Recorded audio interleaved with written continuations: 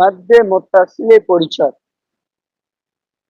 তাহলে মাদ্দে মুত্তাসিল কাকে বলে?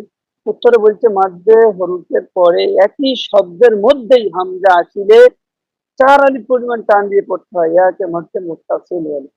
মুত্তাসিল শব্দের অর্থ হচ্ছে সংযুক্ত, আর এই মুনফাসিল শব্দের অর্থ হচ্ছে ছাড় ছাড়। মুনফাসিল শব্দের অর্থ কি?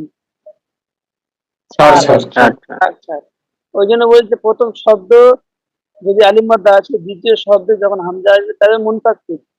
আর এখানে বলছে মুত্তাসিল একই শব্দের মধ্যেই, মানে ধরুন এই যেমন যা, একই শব্দের মধ্যে হামজাটা থাকবে, আর মুনফাসিলে কি থাকবে?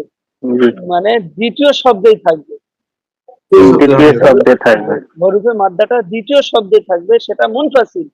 আর যেটা হরফে মাদ্দার সাথেই, মানে একই শব্দের ভিতরে, একই শব্দের ভিতরে যখন থাকবে তাকে মাদ্দে মুত্তাসিল।